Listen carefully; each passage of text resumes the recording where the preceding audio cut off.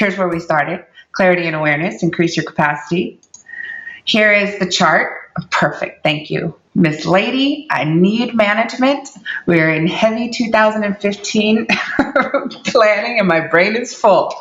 Okay, so formal and this is my show. This is informal, right? I rock out to some music to start off with and I forget to show a presentation during the presentation. Okay.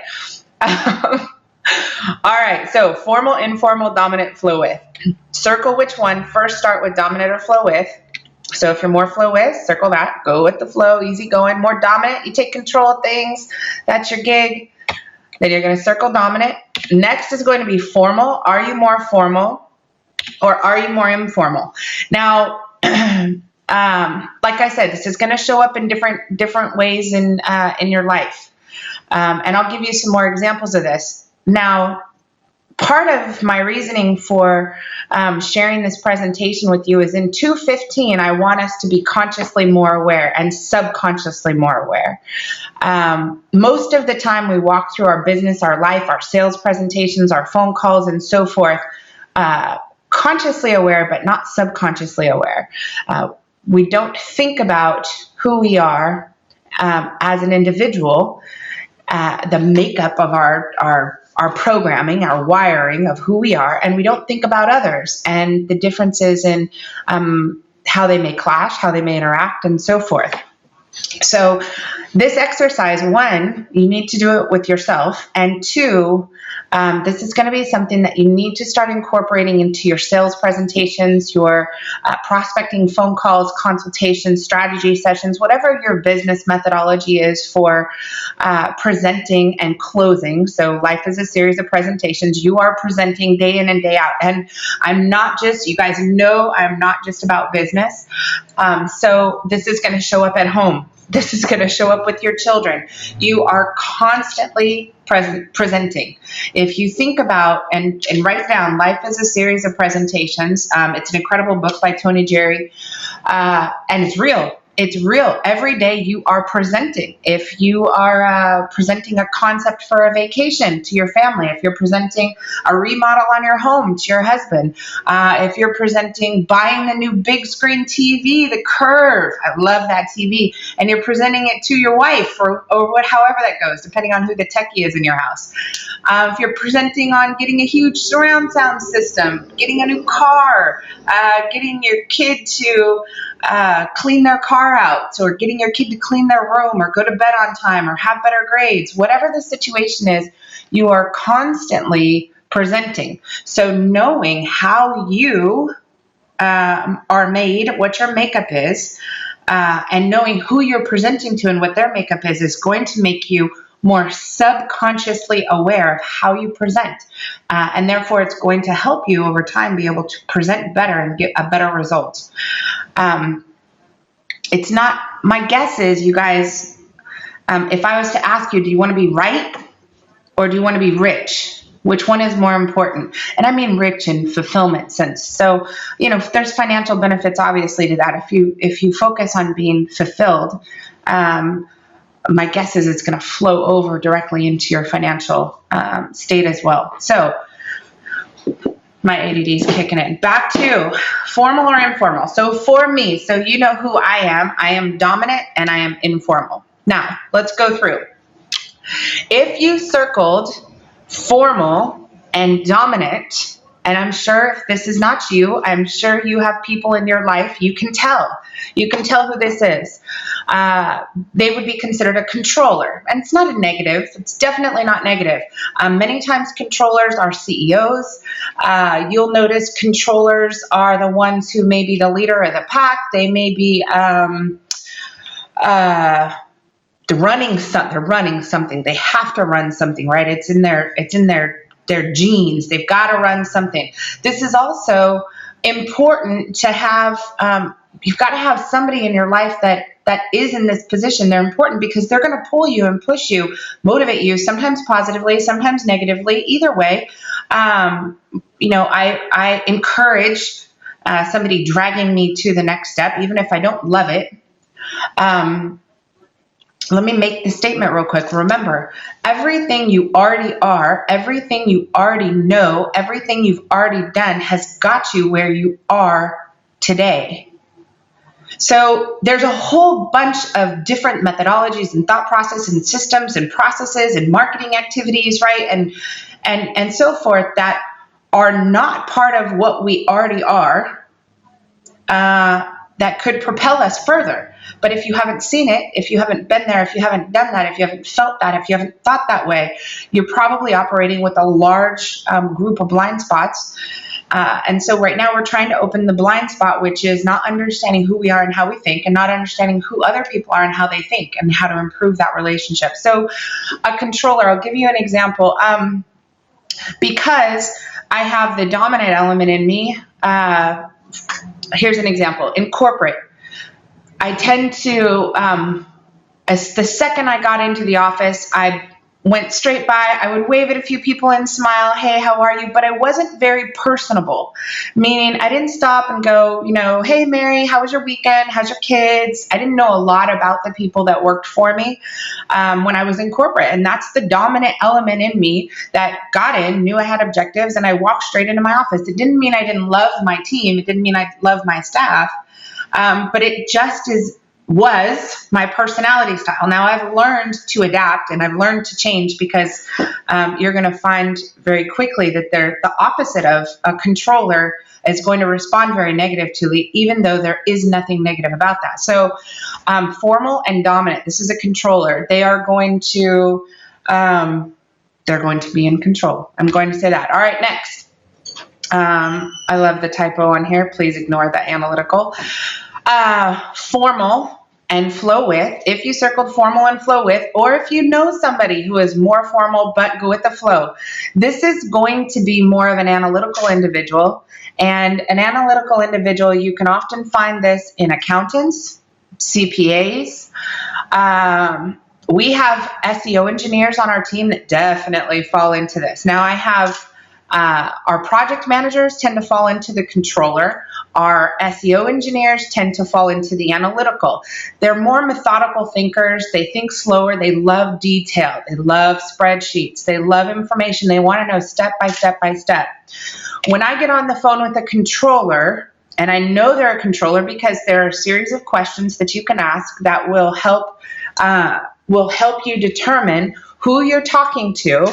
So first, you're gonna worry about who you are. Second, who are you talking to and who are they? So when I get on the phone with a controller, they're very dominant in the conversation, very pointed with their statements, very specific about what they want in their requirements, very specific about key performance indicators or KPIs that we need to hit, and so forth.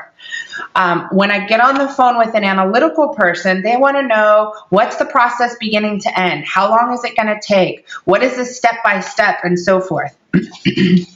So the analytical person, you're going to provide a tremendous amount of detail to, where if you get on the phone with a controller and you try and give an analytical presentation, you're going to lose them. You're going to lose them instantaneously. Okay, so very important.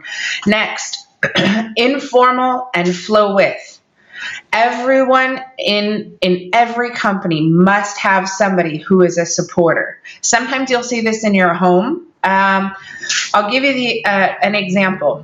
If somebody was walking through the airport and they were a controller, they would be the first one to the airport early, ahead of everybody, have all their information, know exactly where they're going, and they would be the first one in line and probably the first one on the plane. An analytical person, as you walk through the airport, you'll notice, or you'll see, an analytical person will stop at the kiosks, they'll pull out their watch, they'll look at their phone, they'll grab their ticket, they'll look at the kiosk, they'll look back down at their phone, they'll look back at the paper, they'll look back up at the kiosk, and they will be evaluating all the details, making sure they're at the right gate, that no delays have been taking place, and so forth, and they'll read it probably multiple times. However, a supporter, you'll see them in the airport. This would be maybe a mother who is dragging along everyone else, making sure everybody has all their luggage, making sure everybody didn't leave anything in the security lines, making sure that everyone's got their tickets, double checking to see if people have their passports and so forth. Everyone needs a supporter. I can't live without a supporter. Impossible. Now, let me give you another case scenario. Supporters are emotionally driven, significantly emotionally driven. A controller is not significantly emotionally driven. They're driven by power. They're driven by get it done. They're driven by results. Analytical people are driven by numbers. Supporters are driven by emotion. So when I was in corporate and I fell more into the controller environment, and I'm saying this because once you understand who you are and what your capacity is to the root, to your subconscious, you can then understand how to alter it. And sometimes it requires you to change your surroundings. For me, it definitely did. A controller is going to walk in the office, say, hello, Mary, and then go straight to their desk. They may even not say hello. If Mary is a supporter and they're sitting at that desk, and because their boss walked in and didn't ask, it's a Monday, they didn't ask how their weekend was, the boss knew that that Mary's son was sick that weekend, Mary is probably going to lose an entire day's production because she's concerned that somebody's upset with her. She's concerned that her boss may be mad, or that she might have done something wrong, or that he doesn't love her, and so forth. Very, very emotionally charged. The great part about supporters is that they care deeply about other people. Not saying that the other people don't care deeply, but so deeply that they require feedback. In everyone's lives, people do things for 3 reasons. A, for feedback. B, to avoid pain. Or C, to fulfill a need.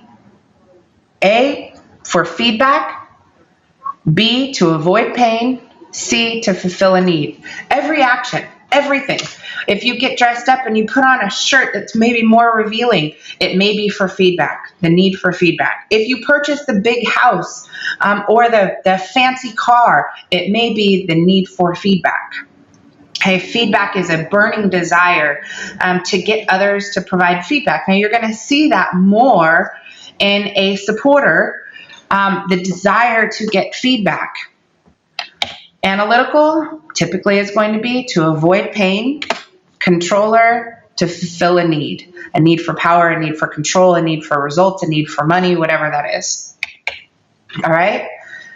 Next, dominant and informal. These are typically going to be influencers and promoters. They may be trainers, speakers, encouragers. This is the person that is the last person to the airport, and when they get on the plane, they're like, all right, I'm here, we could go. Last person. It doesn't bother them to be the last person. They show up right when the gates are getting ready to close, and they're absolutely not panicked about it in any which way, shape, or form. Influencers and promoters. If you think about it from a car standpoint, Cadillac, Escalade, for example, or BMW, Mercedes, Honda, Prius, something cool. So Chrysler 300, or maybe a convertible or something, or a Jeep. Okay, so you guys, this is, and I'm giving some generalities. Obviously, there are differences. Now, some of you may be feeling like, I'm all of these things. And we all have elements of each one of these personality styles inside of us. However, we are rooted to primarily one major personality style. And in deep distress, or in a high stress environment, we will revert to typically the exact opposite. So for me, in a high stress environment, I move from influencer promoter to analytical. I start evaluating everything, analyzing everything, and I know it. I can feel it in my brain. Can I be a controller? Absolutely, in the absence of one. So you can also slide over An analytical person can slide over to a supporter person in the absence of one. For the most part, your influencers and promoters, they're not going to be major detail people, analytical, but they can be. They understand it. Whereas your dominant people are not going to want that level of detail. Your supporters actually don't care about the data at all. They just want to know how you feel about the data. And that's, or how the data makes you feel about them, even more importantly. So I tell you this because when you're doing sales calls, maybe you're talking to a receptionist who's probably more of a supporter, maybe influencer, promoter. A lot of administrative assistants tend to fall in the supporter environment and so forth, and they tend to work for a controller or an influencer or promoter and so forth. So in your life, in your family, when you pick up the phone, I want you to start thinking about ways you can find out who you're talking to and what their personality style. Once you know yours, so yesterday I was on the phone with a gentleman who owns a roofing company. I'm relatively bold about it. Second I get on the phone, first thing out of my mouth is, all right, tell me about your personality style before we get started. Do you like lots of detail or a little bit of detail? Do you like, do you want all the, how it's going to work and everything, or do you want a high level, let's talk about what kind of results you can see in the end? So those are kinds of questions I ask. I will also ask, how involved, we've got different kind of clients. We have obviously people who want to be involved in every step. We have people who want to run the show and they really know what they want and they need. We have people who want to hand it over and let us run it. They know we're the experts. Tell me about yourself and what kind of personality style you have and how you've worked with other vendors. Don't be afraid to ask this. A lot of times what I notice when when I'm doing coaching calls or consulting and I'm following how somebody manages a sales call is they're so concerned about their presentation and the information and the data and the value proposition and the benefits and so forth that they're not real. And people love real. I love it if I get on the phone, and it very, very, very rarely happens. If I get on the phone with somebody and they're like, Jen, I've heard you speak and so forth. Tell me about what's your style? How do you like to be communicated with? I love it when somebody says, what's the best way to communicate with you? And I'll say text messaging. Text messaging I can answer at any time, and instant messaging. The Facebook instant messaging. Those are the easiest ways for me to communicate. The worst ways for me to communicate is the telephone, calling me, because I'm doing presentations 99% of the time, back to back to back, whether it's consulting meetings, trainings, webinars like this, sales presentations, team meetings, design reviews, design briefs, and so forth. I am constantly on a webinar and I can't answer phone calls. So if somebody is, for example, a supporter, and they believe in it's if you don't answer the phone, if we don't talk, or a controller that maybe has an old school personality style that's always done business a particular way, and that controller believes that if you don't pick up the phone or if you don't have phone communication personally at any time, if I can't call you anytime and you pick up the phone, something's wrong with you, or you're not a professional, or whatever the situation is, they are going to lose that battle, because every hour is worth X amount of either retaining a customer or bringing on a new customer to me. Let me just show you real quick. So let's see here, back calendar. So this is my calendar, and I'm going to give you some examples because I want you to really feel this when you are working with other people. We'll go to last week, for example. I have had customers. I have had people that want to sell us something, vendors. I've had business strategists, and I've had tons and tons of people that demand an in-person meeting because they feel more comfortable being face-to-face in a conference room. And the unfortunate part is if their personality style demands that, typically that's going to be a controller or it's going to be a supporter. If their personality style needs that in order to feel like we've accomplished something, the challenge is an on-site meeting for me is a 3-hour at minimum block of time where I have created a business model that allows me to fit in between 5 and 8 meetings per day in 1-hour blocks. That's effective and efficient in my world. So two different scenarios. One is the person requesting an on-site meeting or the person needing to contact me on the telephone and be available on the phone. If it's not, and this is going to sound a little bit bad, but it's reality and I have to be real and honest about it.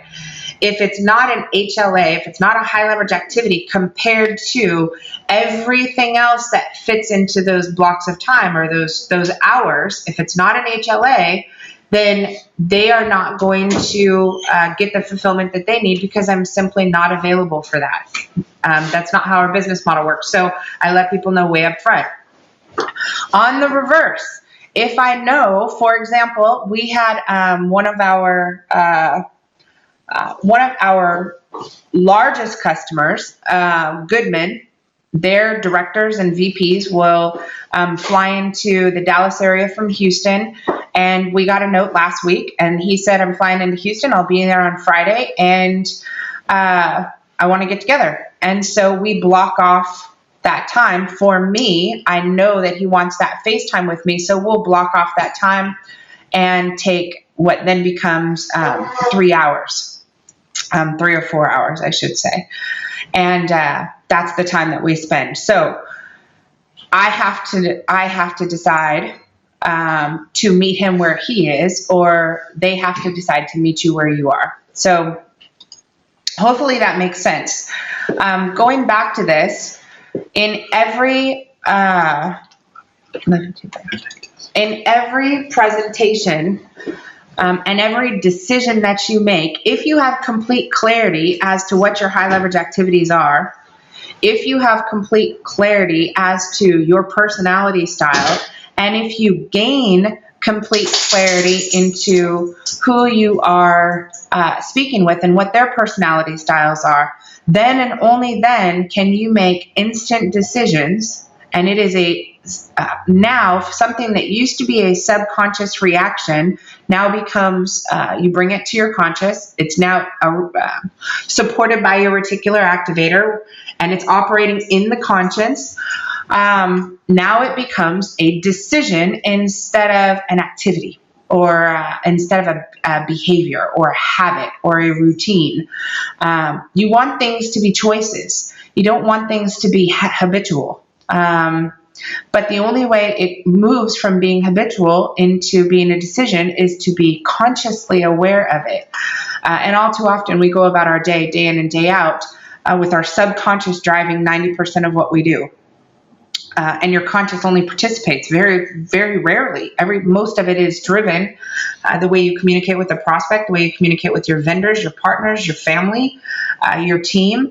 Almost all of your communications are happening from your subconscious versus bringing that so that you're consciously aware of the why behind it, and you make it a literal decision, which often means that you get comfortable being uncomfortable and you do things that are outside of what you would normally do.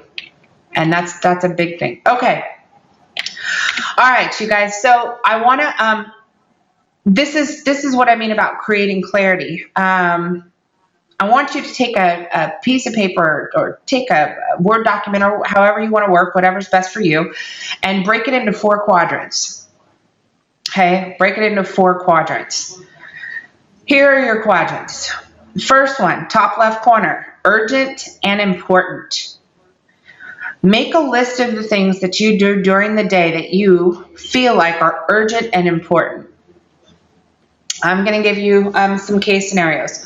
Depending on your schedule, how busy you are, Most of the things, about 99% of the things that are in urgent and important, I would die and brief in 30 minutes. Okay. Most of the things, excuse me, that are in urgent and important, you create and you do it subconsciously. So this may be a cancellation in your business. This may be an illness that with you or your family. This may be a high priority email that you have to reply to because someone is mad, and so forth. All right. This may urgent and important might be your foundation eroding in your house. It may be your engine blows up on the highway. Okay, so urgent and important. There are a handful of things, such as sickness or illness, that may fall in this bucket that you possibly couldn't have done anything about. So I know there are exceptions. However, try and focus on not the exceptions, focus on the rules, focus on the majority. Okay, next, make a list of urgent but not important. Urgent but not important. I'll give you a scenario. In my business, if I have a customer who is, and this is just going to be totally real, if I have a customer that is not investing in search engine optimization, let's say that all they did was buy a website, they're not investing in SEO, they're not doing SEO themselves, they're not investing in social media, they're not publishing new content, and they send us an irate email. Now we don't get, now in the first 6 years of my business, please trust I got these. Now, don't get them because I've moved these people into a different container. So to them, it's urgent, urgent, urgent, urgent. They may send an email and they're pissed off. I bought this new website. My phone's not ringing off the hook. My lead forms aren't being filled out. My business isn't growing. You suck, you suck, you suck. This is horrible. And they're so mad. However, they're not investing in any marketing activities. Right? This is urgent. Technically, it is not important because they're not subscribing to any marketing plans, but it is urgent, so it has to be addressed. However, if they're not subscribing to a process or subscribing to a service, but they're mad about not getting the service, technically it's not important. So that's just a sample, okay? Urgent but not important. This might be a family member that you have that consistently contacts you with their emergencies. Their emergencies. They fail to maintain or to plan or to prepare or to have backup plans, so you are their backup plan. Urgent, urgent, urgent, absolutely not important to you from a high leverage activity standpoint. And I'm always talking about HLLs, high leverage activities for your business. This may be...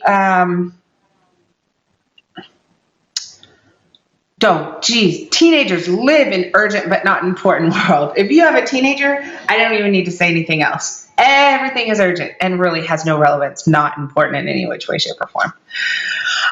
Same thing with a young one, right? It may be you deleted their Bugs Bunny cartoon. I don't know. It's urgent. Oh my gosh, but it's not actually important. So you have to work with them on controlling their emotions.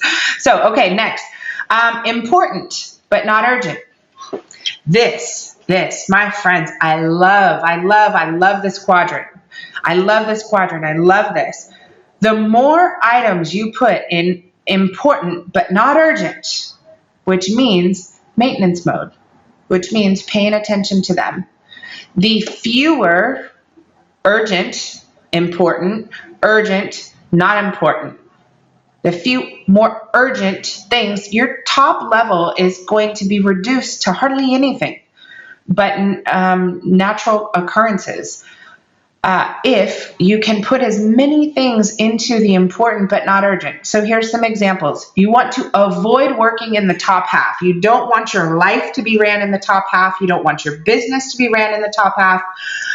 You don't want your relationships to be ran in the top half. So here's important but not urgent. Important Maintaining contact and having communication with your strongest vendors and strongest strategic partners. So it's important. I take my strategic partners, my biggest players, and I have them over for dinner parties, and we do it on a regular basis. My fiance and I know exactly. We have a list of who our top players are, and we will prepare a dinner party. We have them over and we spend an evening with them. That is important. If we don't, it will become urgent. If we don't, it will move into urgent and important, such as they find a new strategic partner. They refer business somewhere else. We miss a huge opportunity to be able to help them, to be able to build or strengthen our relationship and so forth. So important but not urgent. Next, watering your lawn and putting water, having your sprinkler systems work around your house and water near your foundation. As long as you do the maintenance, you are not going to wind up in the urgent and important, such as a foundation issue. Health. Taking care of your health, eating properly, getting enough sleep, not burning yourself out as an entrepreneur. If you do the maintenance things in the important but not urgent, and you fit it in, you know that's a high leverage activity that you must fit in, then you're going to hopefully prevent yourself from falling into the urgent and important environment. At least you're actively participating in that. Important but not urgent. Teaching your children at an early age how to think, not what to think. How to think, not what to think. I promise you that will save you big time in your life, your whole life, and their life. As a 20-something, their lives will be different if you teach them that. Also, teaching your children how to control their emotions and how to know where they originate from. Teaching yourself and your children how to moderate your emotions, how to change your emotions, how to change your thoughts, how to change your reactions. This is something it's not going to be taught in school, I promise you that.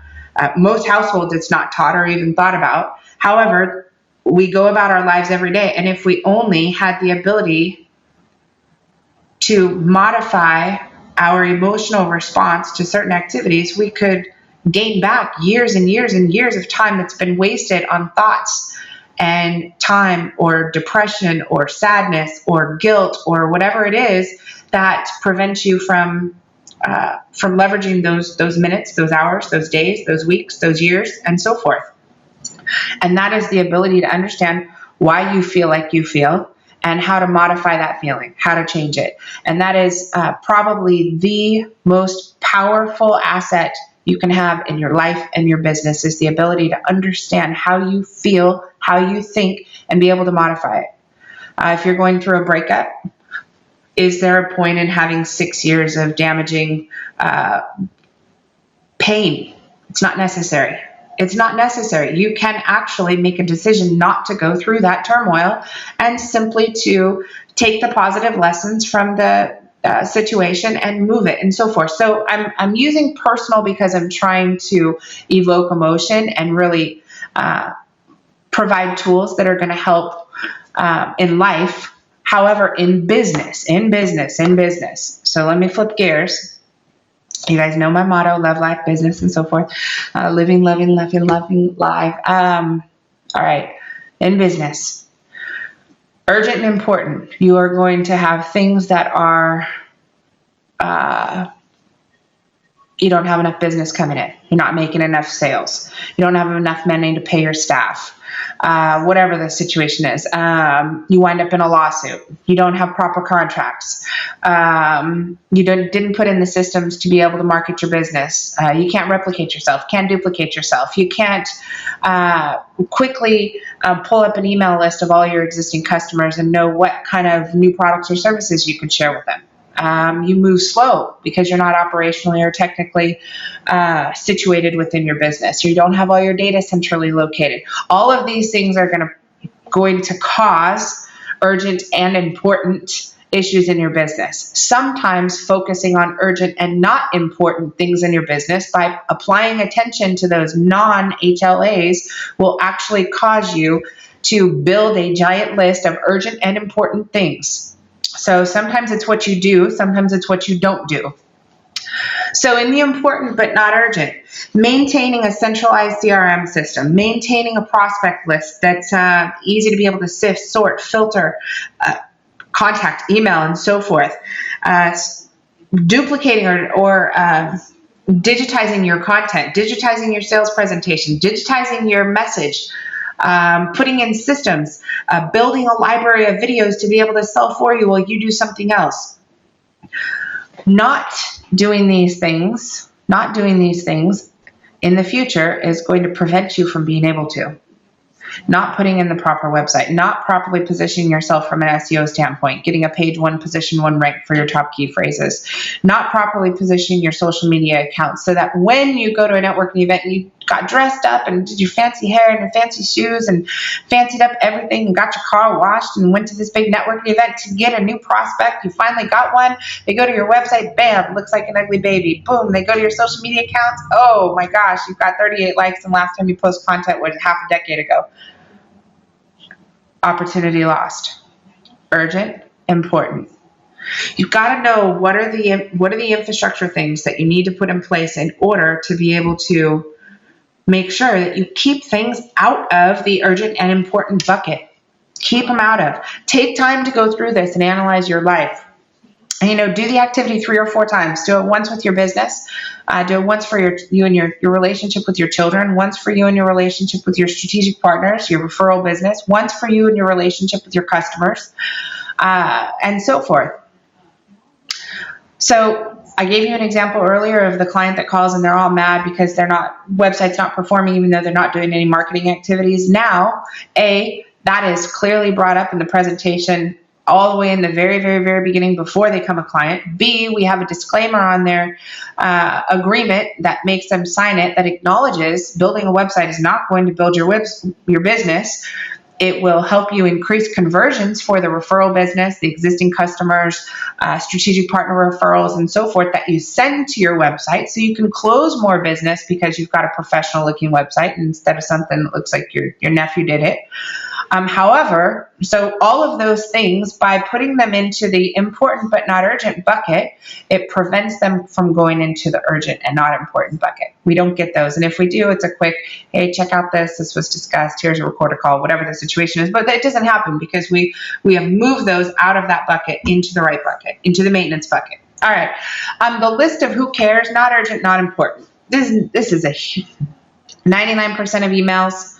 99% of people's interactions on Facebook or social media accounts, garbage thinking, garbage conversations, debates, arguments that have no validity, or they're not helping you come to a resolution, unproductive conversations, unproductive relationships, and so forth. So you can put everything into the who cares bucket and just, in 2015, make a pact with yourself. You're done. I don't care. It's not important to me. I don't need feedback. The pain that comes from it's not my pain, and there is no need. So at least self-monitor your time in the who cares bucket.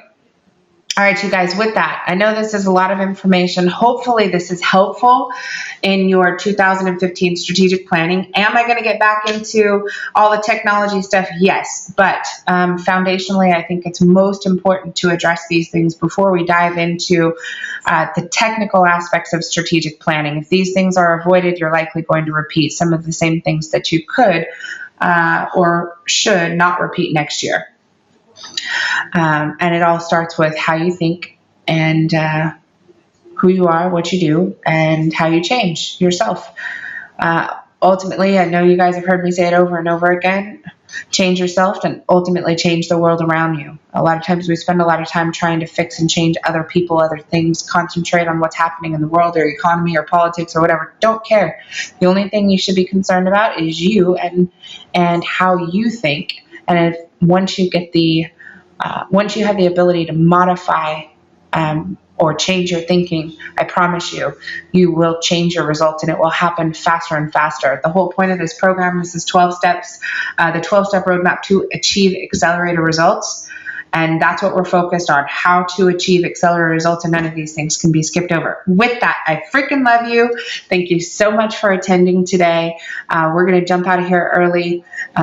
Go back, grab the slides, take your notes. Don't just attend the meeting, shut down, and go back to work. You've got 15 minutes right now. So I know you had an hour blocked for this session. You have 15 minutes right now. Stop what you're doing. Go through these activities and start thinking about the people in your life and going through those activities. If you need to create a cheat sheet of the most important contacts in your life and whether they're formal or analytical or they're influencers / promoters or they're supporters, then do that. Sophia, let me see how you have a question. Hang on, I'm going to unmute you.